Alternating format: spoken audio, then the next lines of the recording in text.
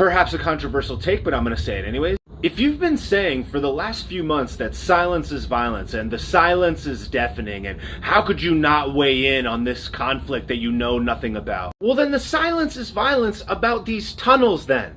This is not a one-way street. If silence is violence about a multi-generational conflict that somebody like me knows almost nothing about, then that same standard should apply to something that both of us can see with our own two eyes. And yes, perhaps this tunnel situation is not a big deal, but it's looking extremely sus, bro. Now you could say, oh, well, if you didn't, the conflict was much more black and white. It's much more cut and dry.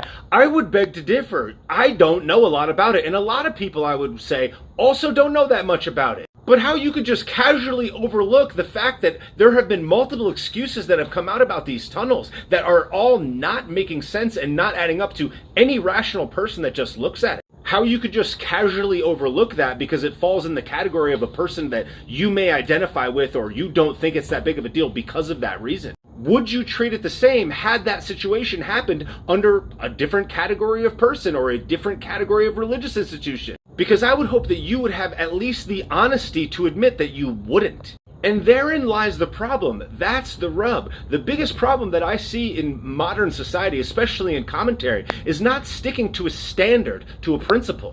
You have to have a standard. You have to have a set of principles that applies to everybody equally. Especially if you're going to try to shame those people for not commenting on the thing that you want them to comment on at the time that you want them to comment on it. Because to me, this seems like a pretty big deal. And even though a lot of people are just overlooking it, oh, here's the official statement. They were just expanding the spot. Or it was some rambunctious teen. Yeah, me and all my rambunctious teen friends just dug out a tunnel for no reason and put the dirt in our pocket and hid it from everybody. Even though people are there all the time. And what, nobody knew about it, but we're just going to pretend like this doesn't matter? We're going to overlook it completely? You're just going to look with both of your ojos at that mattress and be like, it must be poop. Is it poop? Is that what it is? A puddle of poop in the middle of a mattress? Are you insane? How about all the other questionable objects? How about the fact that they're blaming it on rambunctious teens? Yet it seemed like a lot of adults that were fighting back. Why are they fighting with the authorities? Does any of this stuff make sense?